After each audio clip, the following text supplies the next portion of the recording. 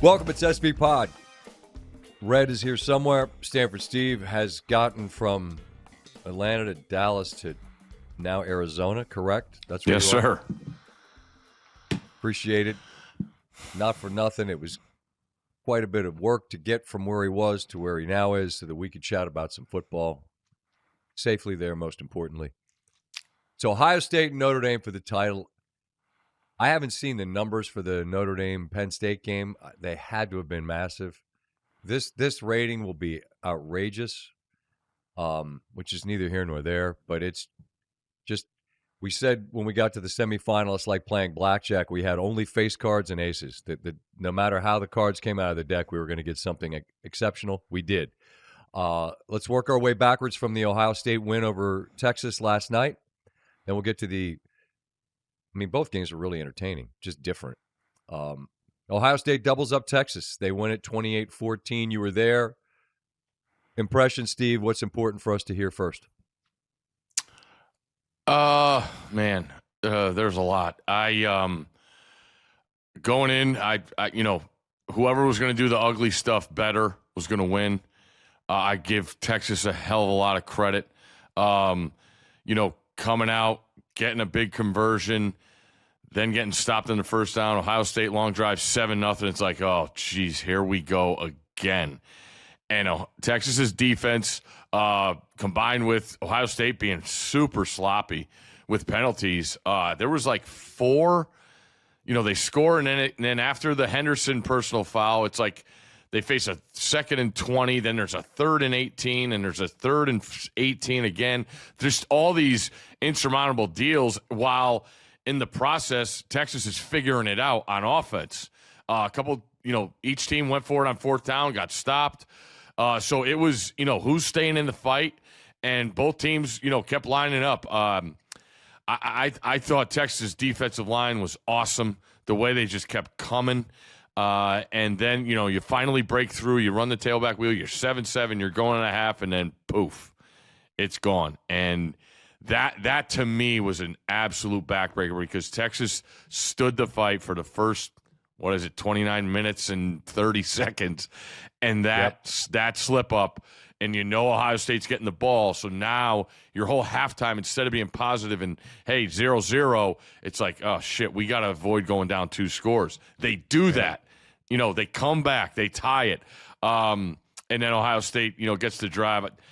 People are doing their screenshots and all that stuff with the penalties, plays, and I get it. Texas is right there, 1st and goal on the 1, and they don't get it in. And it's a brutal way to end it.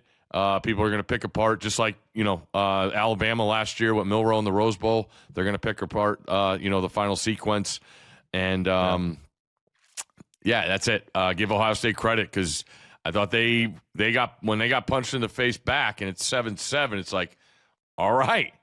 I haven't seen Ohio State in a close game. Matter of fact, last time we saw Ohio State in a close game, it didn't look well. So, no, it was awesome. I will say, and we'll get to the Orange Bowl, not a fan of Jerry World. It's like pregame compared to the Orange Bowl, compared to the inside it's not even close. And no Texas vibes. No, not really. And you got 2 really passionate fan bases. The atmosphere didn't compare to it, but the other one's outdoor and it's grass and it's it's just set up better. But the tension built for sure as the game went on, and then the roar of Sawyer as he's running 85 yards the other way was pretty remarkable. So credit to both teams. And to see how it ended was unfortunate. I always say, you want to be your best, but the losing quarterbacks in both games, I think, would like to have some decisions back. The key moments, the Henderson screen, and they're throwing it right into a blitz from Texas, which I didn't get. I just keep him funny. I don't know. It's the perfect play call into the worst possible play call for Texas. Fowler had the great call the second that it hits Travion's hands. He's like, this could be a house call anywhere in the field, and he gets one block, and Dusty Dvorak's with me in studio in D.C., and we're watching. He's like, it looked like a kickoff return. I mean, he got to past that first wave, and there wasn't a white shirt on the field. And there's the Greek mythology, the story of Sisyphus. And I looked this up. I never knew this. I just knew the story of Sisyphus, guy that's condemned to push a rock up a hill for all eternity, and that's what it felt like for Texas. Look at what it took for them to score. Look at what it took. You bring Arch in on a 4th down. He gets it, but is he down? Okay, barely. Then they run a beautiful wheel to blue. Touchdown. You've withstood the initial wave where it looks like you're going to get boat raced. That Henderson penalty was massive because Ohio State looked like they're going to go up 14-0. It looked like the exact same script from Oregon.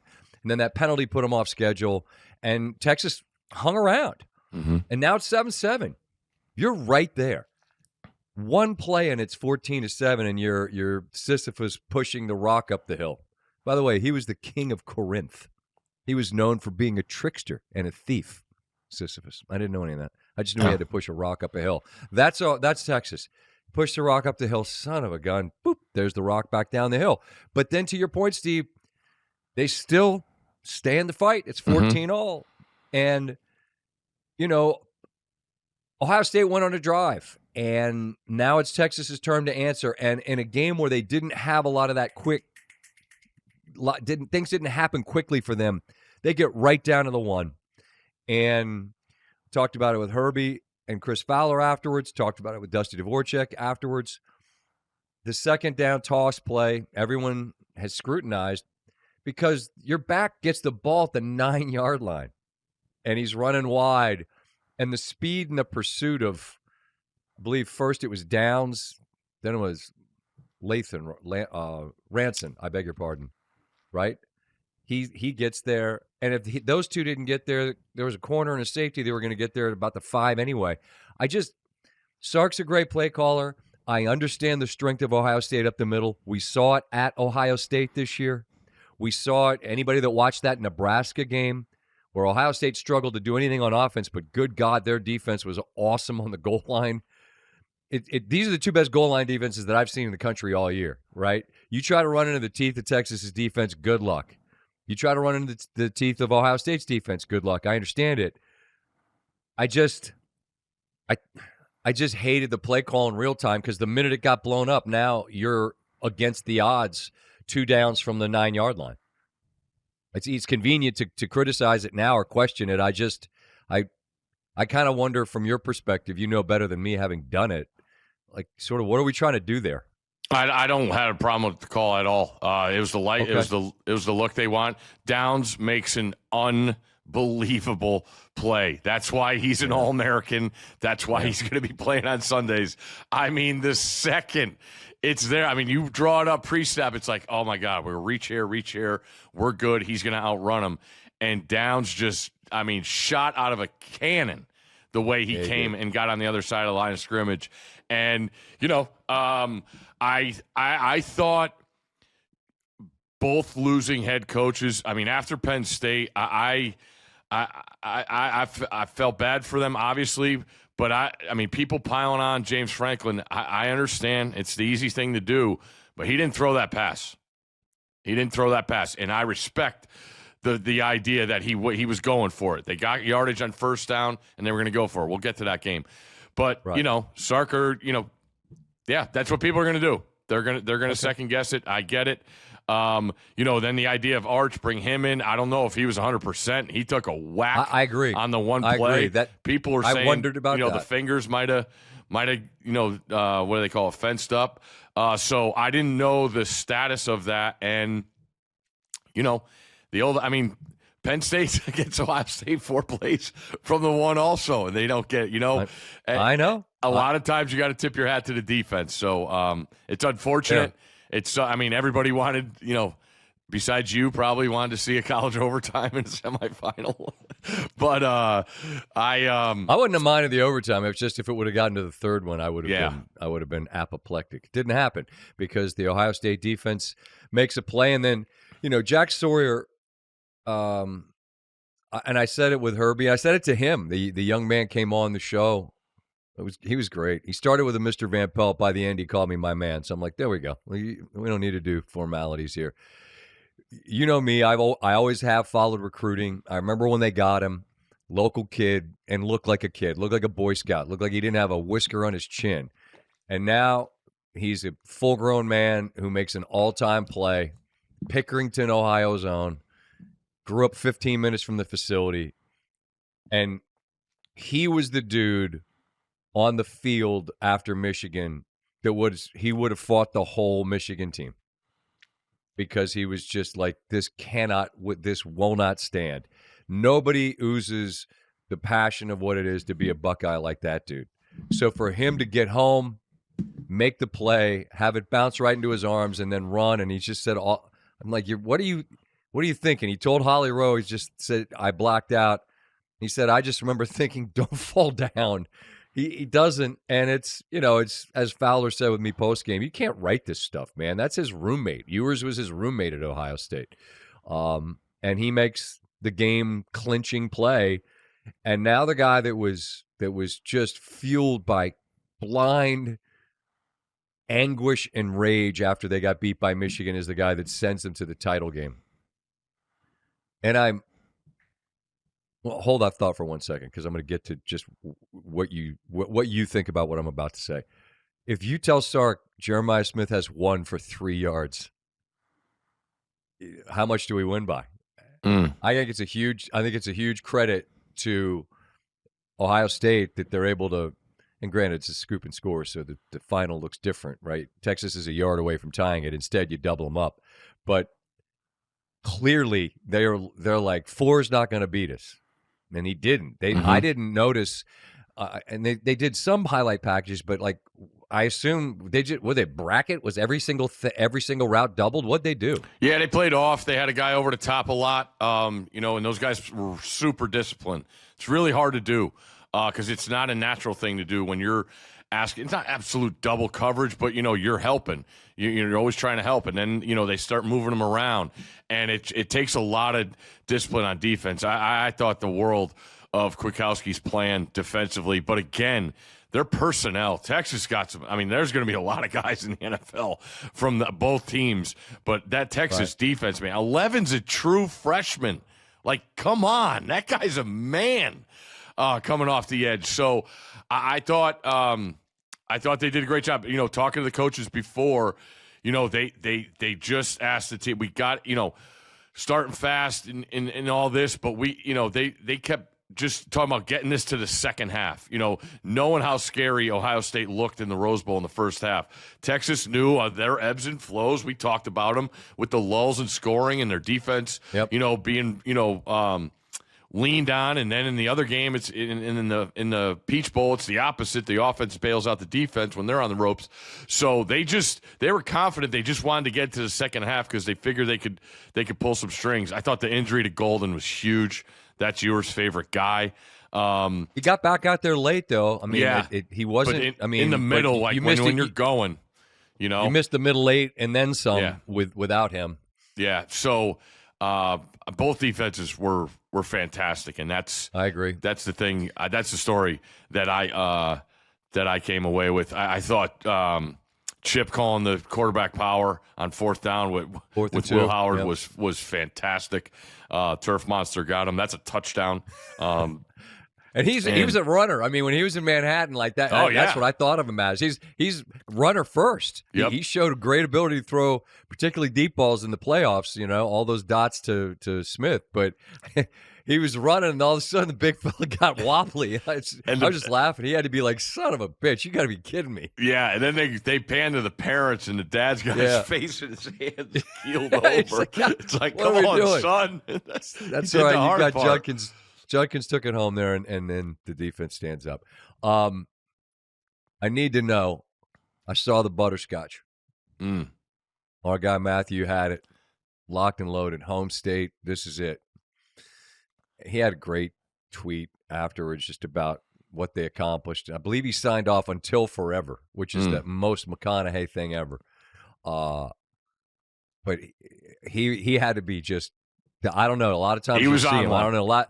I was going to say last night, I don't know if you would have, if you're a big fella, I don't know if you would have made it on his radar the way that gaze seemed locked in.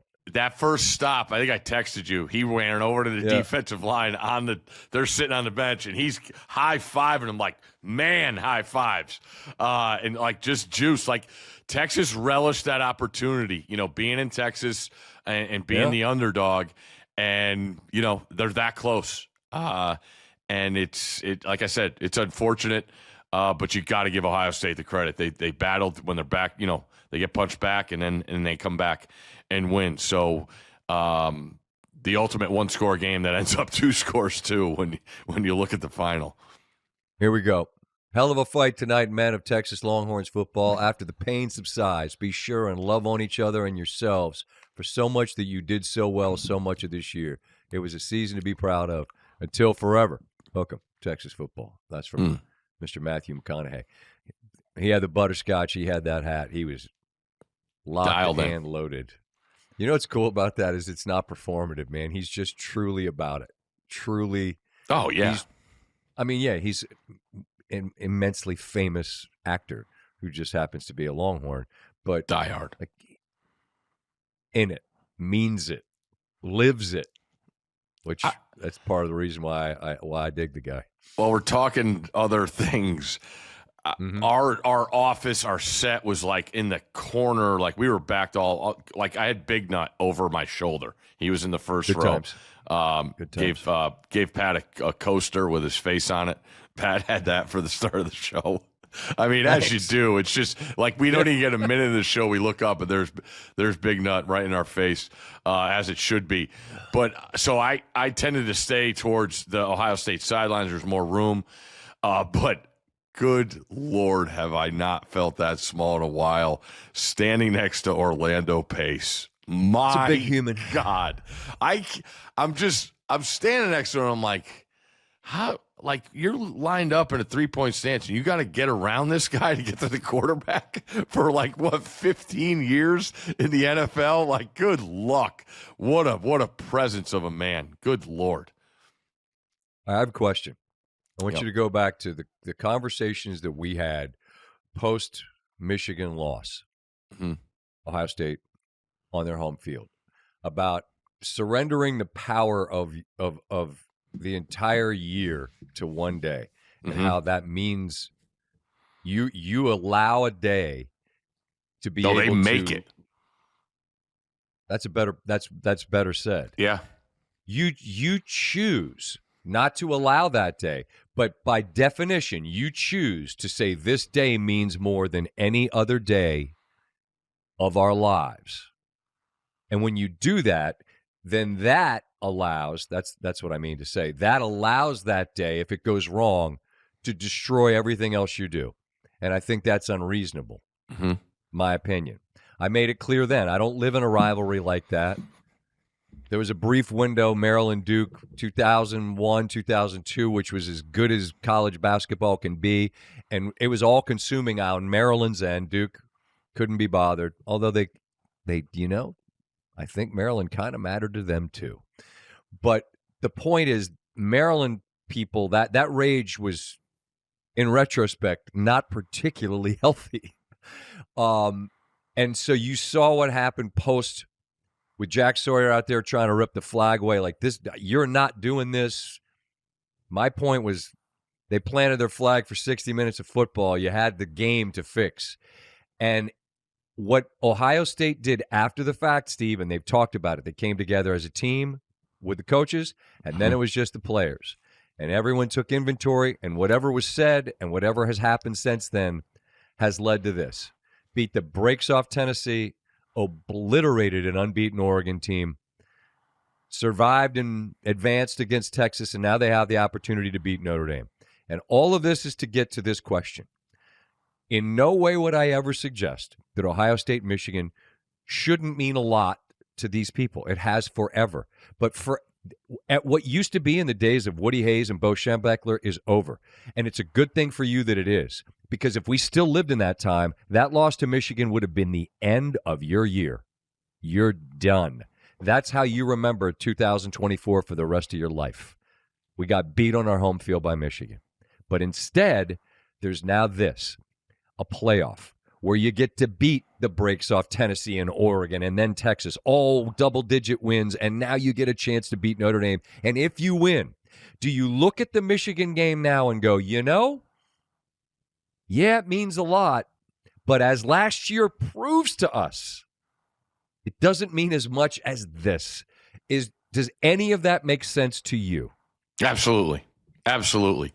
And my biggest question going in was I didn't know how they were going to respond in this new day and age, NIL, collective, portal, the whole thing.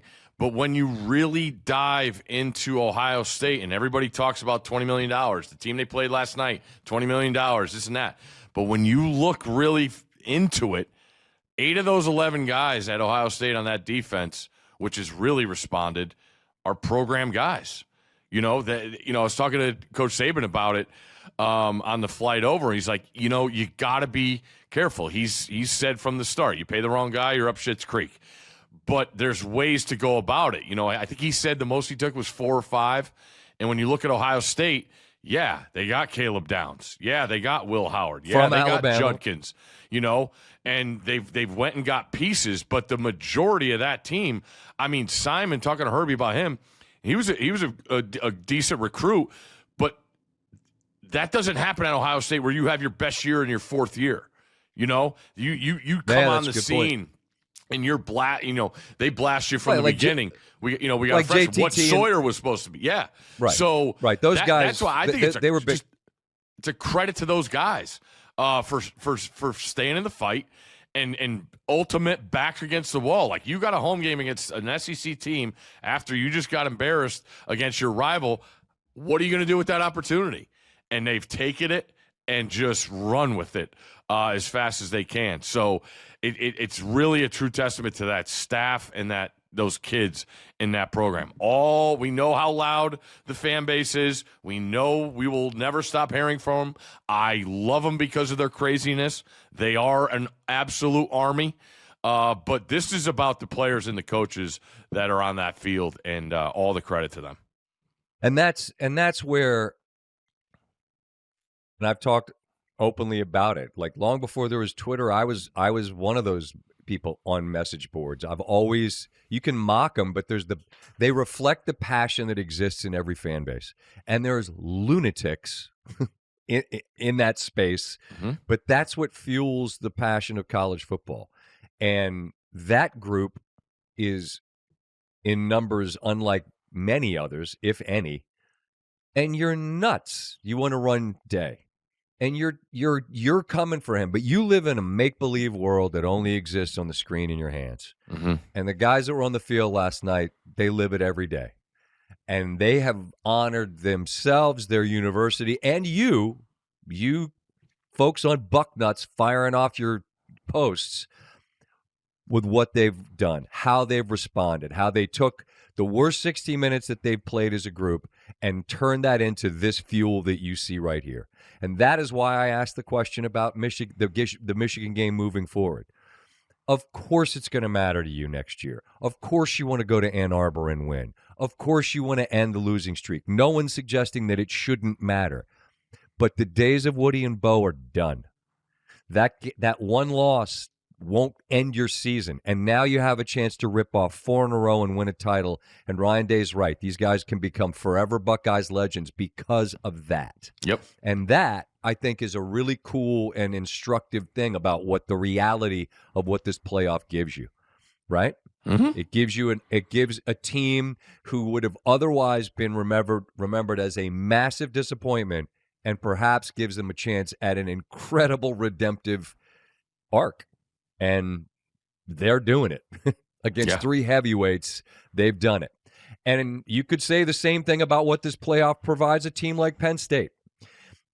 As we move to the Orange Bowl, they have been playoff adjacent for a bunch of years. Really good.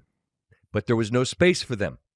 Well, they got the space this year, and they got the chance. And yes, they had an easier road, not easy, easier road than others, because you play SMU at home and then Boise. But you had a game against Notre Dame that could have squashed a lot of chatter and moved people past the things that they've held against particularly their coach. And ultimately it doesn't happen, but good God, Steve, what a football game. Had it, yeah, really impressed. You touched on Penn State with that. That's I wanted to see them in this opportunity. They proved they are worthy when they've in years past where there wasn't a spot for them. True. And I thought it was immense for them to be on this stage, not against Michigan or Ohio State, because we've just splattered ourselves with that. And I'll point out again, he's 1-16 now. This is the second time he's been favored in a top 5 matchup. There were no excuses for James Franklin, but the team was ready. I thought the best move he's ever made in his tenure at Penn State was getting Tom Allen, who's been a head coach, to be the DC, and bring in Kotelnicki as the offensive coordinator, who has a plan, a system to grow a quarterback, the whole 9. And they got players, man. Man, do they got some guys. And to come out and go up 10-0, and then you give up a field goal before the half, which I thought was enormous. But you're like, yeah, that's fine. We'll be all right. We've dominated the first half. We don't know if their quarterback's going to be back. And then to answer the bell and give up 17 and then come back and answer. I thought it was a testament to that program. People were asking, what do you do if you're James Franklin? I'm like, nothing. Keep recruiting. Keep, assessing your roster. You're on the right track. You've proved you could be here.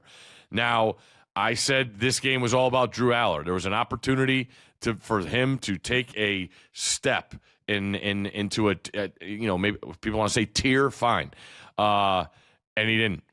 He didn't do it. Nope. There was a bunch. It goes back to the beginning. I thought the throw.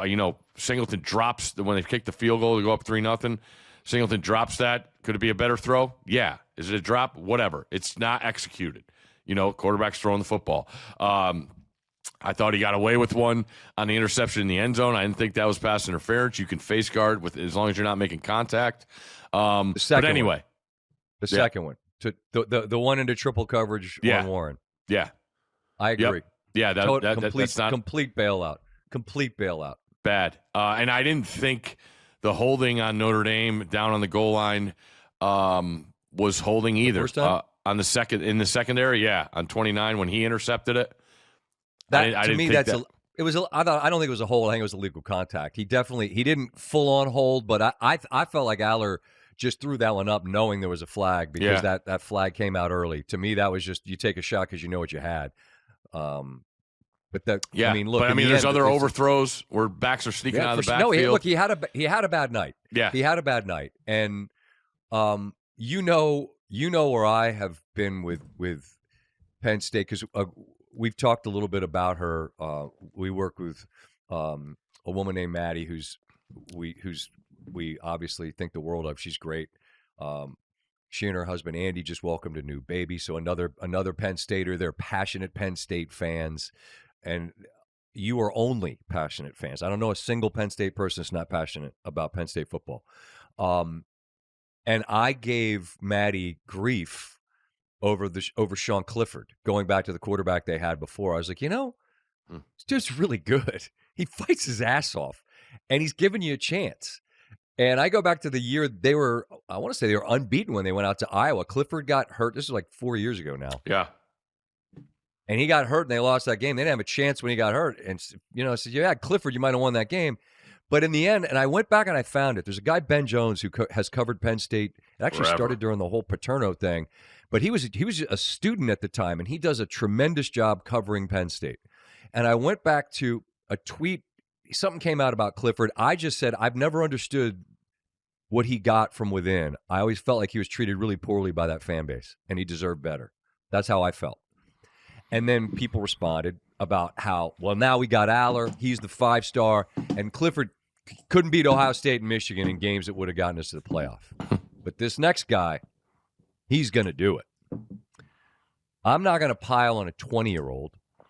I think mostly what I'm doing here is just reciting the facts that how's he done against Ohio State and Michigan, at Oregon and Notre Dame, against the very best teams. And this record gets applied to James, and he's won in whatever now against top 5 teams.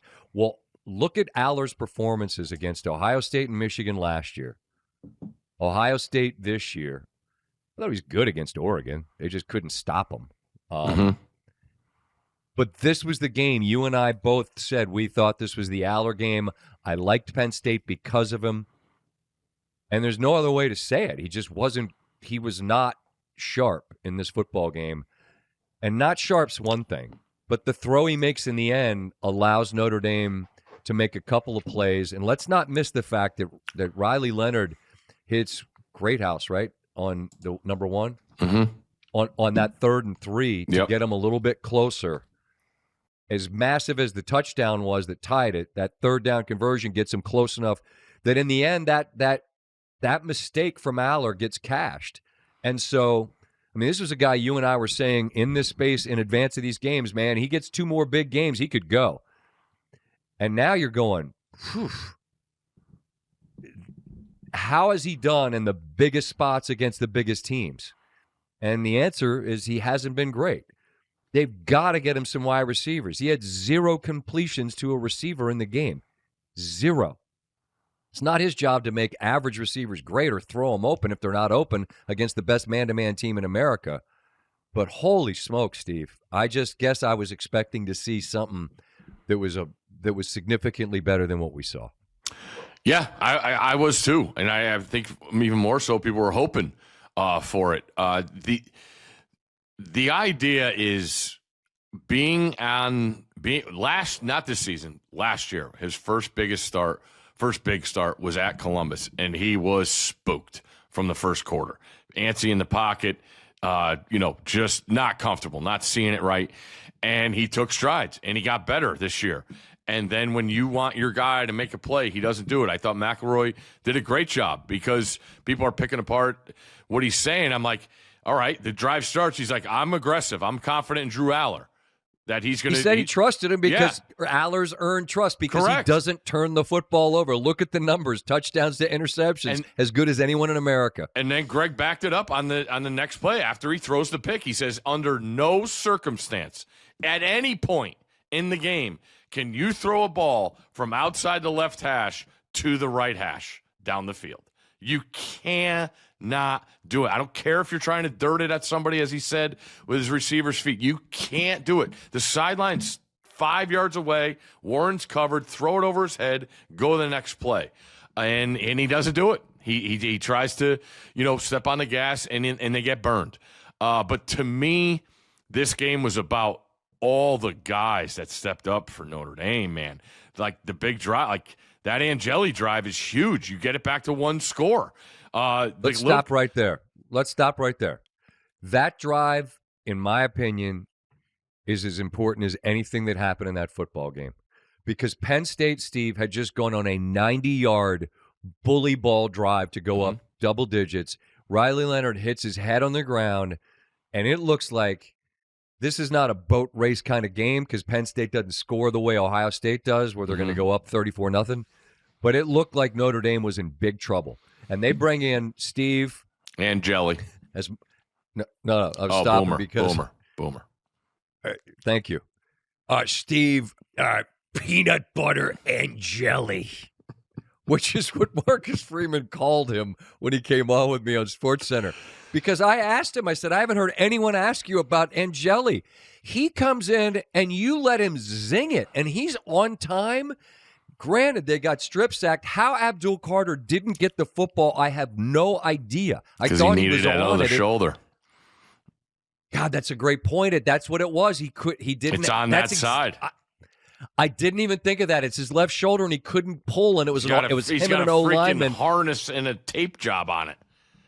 So it was the tug of war. I didn't even think of that. That's exactly what that was. If you watch it, he gets out of the pile because he can't tell. Like, he's got basically his bad arm left hanging in there, and those are some big mollies in there getting for that. Oh, it was an O-lineman for Notre Dame. Yeah. But that drive ends up getting you 3 points. Yes. And Freeman said it.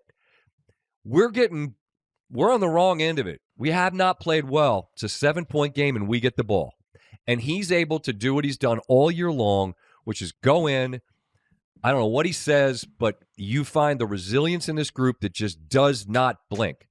Lose pros from the beginning of the year at every level on your defense, don't blink. Lose to Northern Illinois, don't blink. Lose a couple of O-linemen in this game, against Penn State, who's got a great front. Don't blink. Come out of the locker room, go down the field, score. They score 17 straight, take a 7-point lead, but then Penn State doesn't blink, and then they score the next 10. I thought it was an incredible football game, but I just can't. I don't want to miss the Angeli piece of it, because to say that they won because of that, well, in the end, they win by 3. That's a convenient little math equation. That's not what I'm saying. I'm just saying that drive and him delivering on the faith to throw the football and making big throws that helped him get 3 felt like it was gigantic in a game that had 10 other plays everybody else is going to focus on. No doubt. And when I looked at it, I'm like, this might not be horrible, because he's a better thrower than Riley Leonard, and quarterbacks love being in 2-minute. And those are the most reps he's going to get in a practice, is he's coming in a 2-minute drill. So the Angeli piece was awesome to see. It was huge to get something in a half where you battled, but you didn't have anything to show for it. Big Tosh Baker, 79, comes in at left tackle. What a mountain. About 6'7", 325, held his water. Gave up a couple sacks, but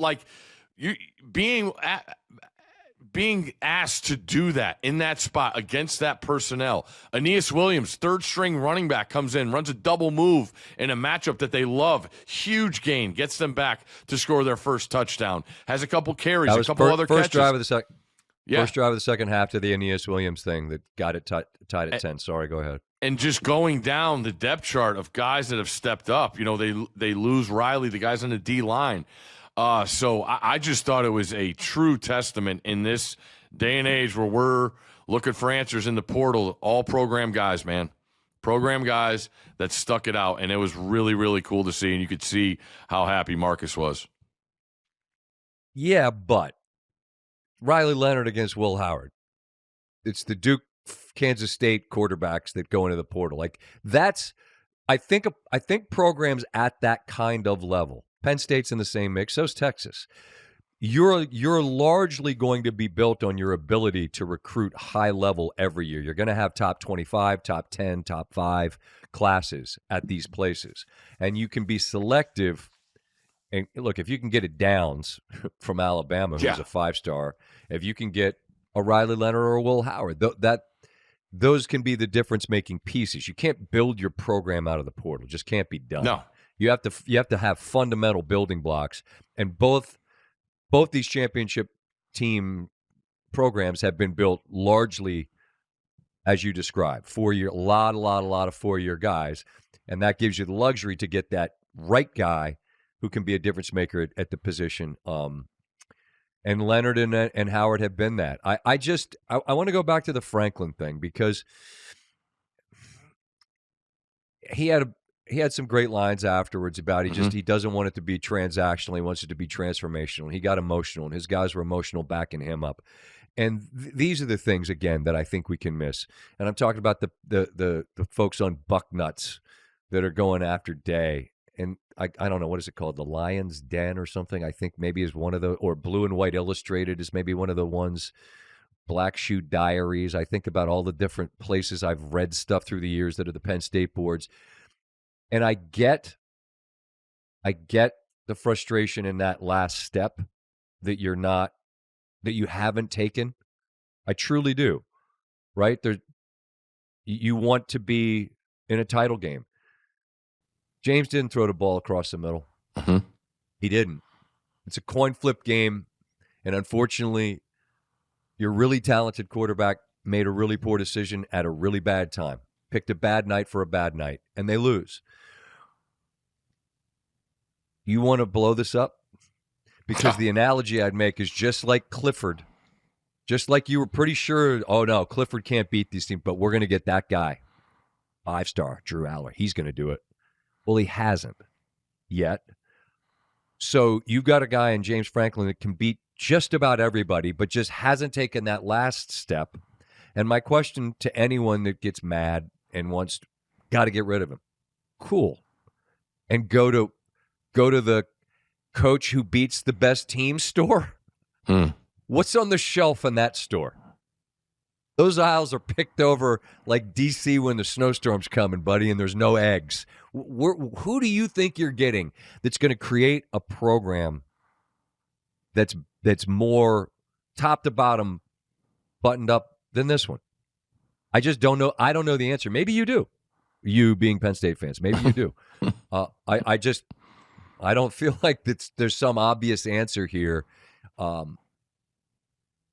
I understand the frustration, but I would hope that in retrospect you look at your year and go, we won a couple of playoff games. We lost by 3 in a back and forth game where we played our asses off because they did. The irony, I suppose, is at the end of it, the criticism is still going to be the same one. Yeah, we lost 3 games. Who were they to? The 3 best teams we played. That's the rub, and that's the hurdle in sports that's just so difficult to get past. I just don't think there's some person that magically comes in and makes that happen for them. But Freeman's team hasn't blinked, as I said. They now get a chance to go in as a giant dog. I asked Dusty Dvorak this, who's been great in studio with us the past couple of rounds of this playoff. He'll be with us for the title game next Monday and in studio games in Atlanta. Can Notre Dame, who's the best man-to-man team in America, go man-to-man against Tate, Ibuka, and Smith? What did he say? He said you got to be who you are. Yeah. Said I said, well, look, I get it. It's not like if you're a team that you run the wishbone, you're not going to go into a game and start playing, air raid. I understand. Mm-hmm. I'm just asking, do you have the depth to be able to withstand what the ways in which Ohio State can stress you? And I'm asking after we saw the way you described what Texas did, and they've got a lot of personnel as well. They got pros on that defense, not just up front. I mean, they got pros. I just think I think it'd be pretty hard to put any one dude on number 4 and say, go get him. And while we're at it, number 2 also. I mean, that's Ibuka. Mm-hmm. And what's Tate? 17, I believe it is. I mean, that's their third option. Yeah. That's their third option. And with respect, the talent at Penn State's not the wide receiver room. I'm going to be pretty sure that the receivers are going to have more than 0 catches. So Notre Dame's defense, while great there, I guess it's going to have to be good on good, and you have to hope your good's good enough, right? It's pretty crazy. Herbie and I were going back like the first month of the year, and he was the best secondary. And he would say Ohio State. I'd say I'd like Notre Dame. And they lose Morrison, and then they get this freshman who I'm absolutely blown away by, and Leonard Moore, who's going to be on Jeremiah Smith. I mean, you talk about true freshmen against true freshmen. Let's go. That's awesome. And then Gray will be on Ibuka. It looks like Jordan Clark's going to be on Tate. And then Watts and Schuler will, cipher the tight end. But I really like Notre Dame's personnel defensively, man. I would, if you put me against it, I don't know if I would take it over Texas, but it's right there. It's a toss-up. So I love that matchup going into next Monday night. I can't wait to see how that turns out. And, I mean, people call it whatever the term gamer. I mean, Riley Leonard has just made plays when he's needed to, man. He doesn't back down. Also, the Jeremiah Love touchdown, going to his left, knowing that is his good knee and putting that foot in the ground and getting that was enormous. Did you see Abdul Carter come over the top and he went for that punch. Yep. He just barely missed it. Love said he felt like the Incredible Hulk. That's an incredible run. And while we're at it, I just don't want to miss the chance to say about number 11 in blue with his shoulder. Only he and that team knows whatever he was playing through. But my God, like there's certain back in the day, 44 for Syracuse. That was the number. If you wore it, you were the guy. You were 11. You wear 11 now from Penn State in blue on that defense, and he reminds you of the guy that wears 11 that wore it there and now wears it for the Cowboys. You just can't block the guy. You just can't block him. He is so freaking good. Yeah, I do great. Wonder about his size at the next level. That's all I say. I don't doubt his ability at all.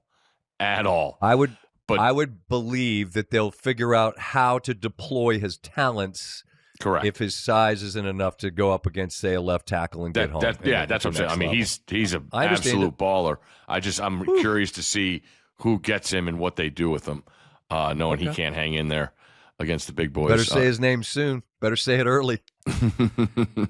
I would think. He could come back. Yeah, I think he's gone. I mean, I would guess so. They're just looking at him. He has that look. Just you look at a guy and go, that guy's great at something. I don't know what. Could be an actor, could be an engineer, could be a doctor, whatever. Just has the look of someone that's great at something, and he is. So you give Notre Dame a chance in this game? Absolutely, no doubt. That was an enthusiastic answer. Mm-hmm. Okay. Give me them points. I mean, Ohio State's a favorite for a reason. They deserve to be favored.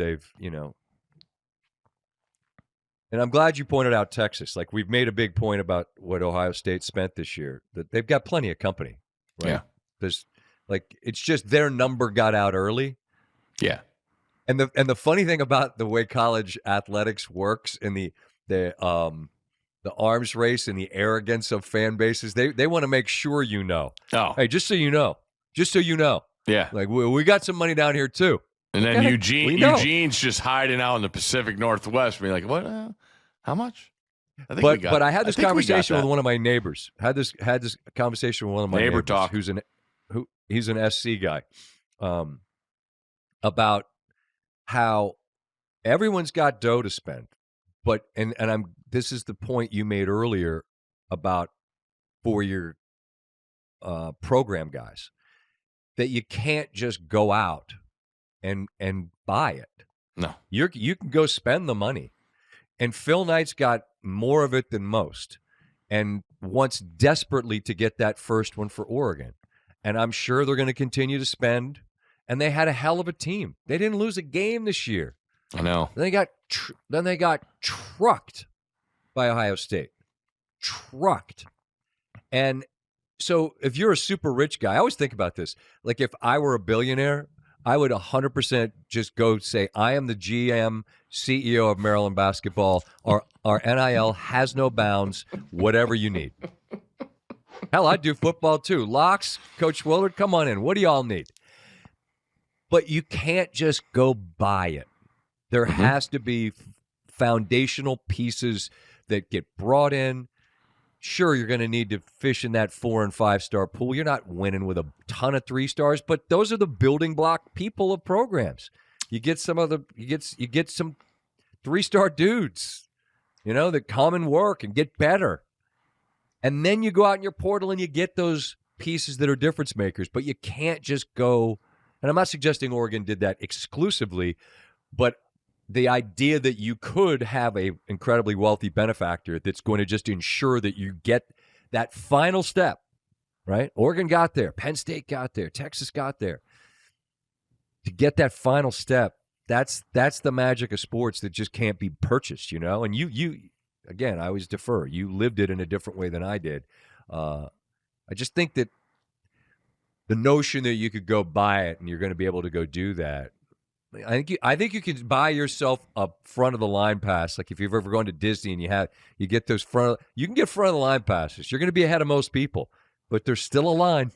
There's still a line, and there's a line, to get to the trophy on Monday night in Atlanta.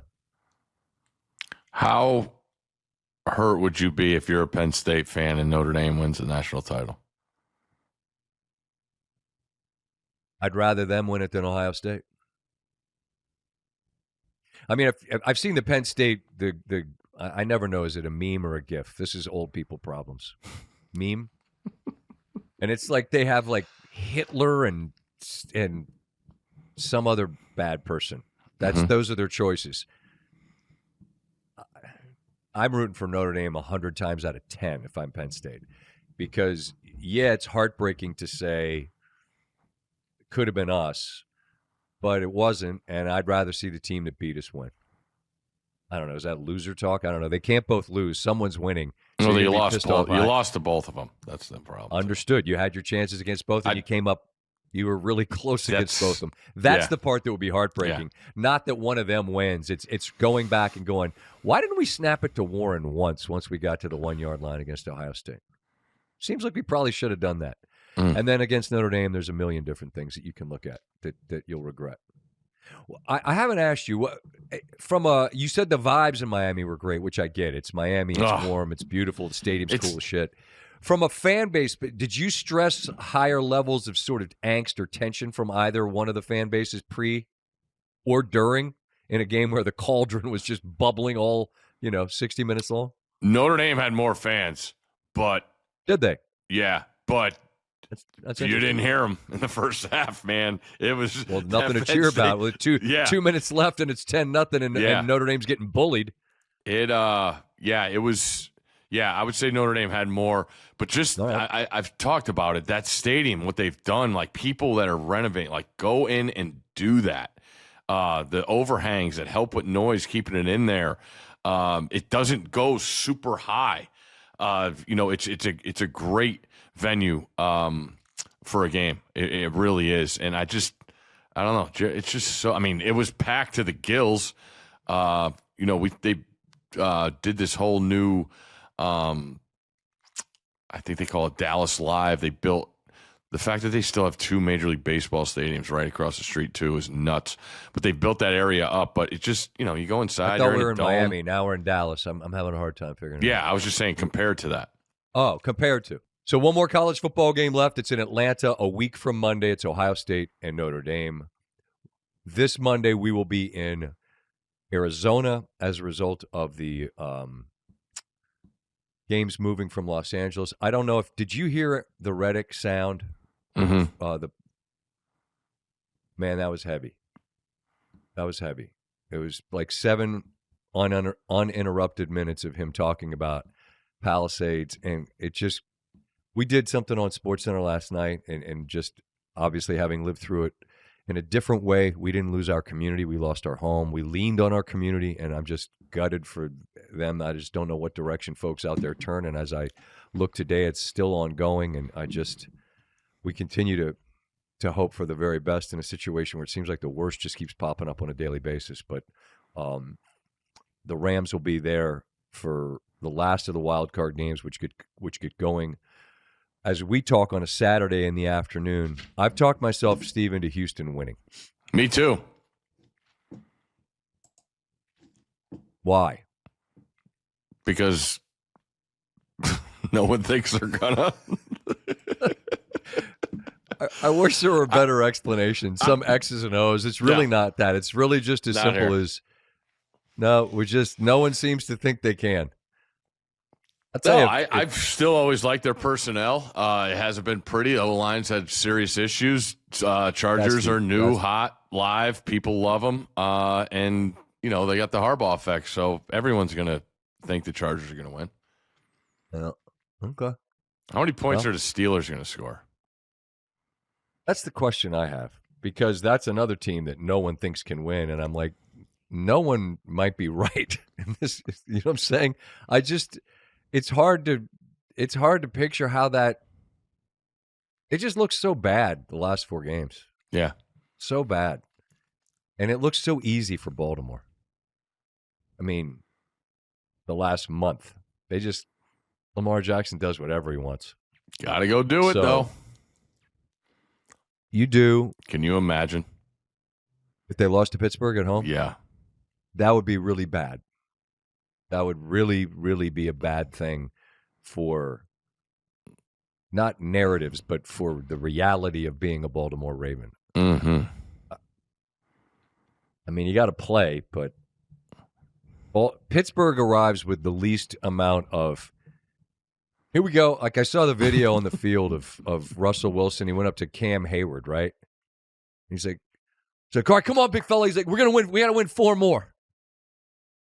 And I appreciate the sentiment, but this is the guy after the game that said, I really don't want to talk about the past. And what do you mean, the Great Depression? World War II? Or the last 4 games you guys just played where you lost all of them? Because that's actually kind of the present. That's a fun trick, though, to say what the game you just lost is the past. We're looking ahead. Okay. Well, 8 bells tonight. They got 60 on the clock. We talked a little bit the other day about a wild card weekend. You give Washington a chance. Yeah. It is getting a little dicey, though, how many people think they have a lot of money on the road Before we started, team. I saw you had your Buccaneers creamsicle hat on. I don't think I'm doing that. I don't think I'm doing that thing where when you root for a team, you think the worst just because it's sort of protecting yourself. I just think a rookie quarterback on the road in the playoffs, historically, it has not exactly been a place to go thrive. No. So you're trying to buck that trend. All right. Cooper Flagg at 42 today? He did. I was going to ask you that on the way out. You were traveling. I was watching with my young son. How many threes? Not a lot. That's been the issue. If you score 40-some, I don't care if you get 15 twos and go to the line a bunch. He had another down the lane. He cocked it on him and dropped the hammer. He's looks like it's all slowing down for the young man. He's as advertised. Notre Dame's not great. I mean, a little sub. I don't care if you score 40-something in conference on a Saturday in the middle of January. That's pretty good. But we got a great day at college hoops. I'm curious to see. We had the Red Raiders at Texas Tech. I believe they were favored over Iowa State. That was always one of those. Oh, really? You don't say. That's what do we got? Oh, it's just a halftime score in Lubbock. Guns up, 40-34. There we go. Team ahead. Look, Iowa State. I'd rather do most things than have to play against them because they don't stop fighting until zeros. So I'm not projecting a win there. That was just one I was just keeping an eye on. Okay. Just a curious little eye on that one. Enjoy your Arizona time. We'll be heading that way Monday, in studio Sunday night with Tim Hasselbeck doing what we do, talking playoff football. And I have one question for you. I hope I have an answer. It's a yes or no. We're at this incredible resort in Scottsdale. And all I've thought about, we were in Camelback, mountain shadows. I literally checked in and I haven't seen the whole estate. But all I've thought about since I sat down with you, because I haven't eaten all day, is am I really going to take an Uber to go to In-N-Out? Yes.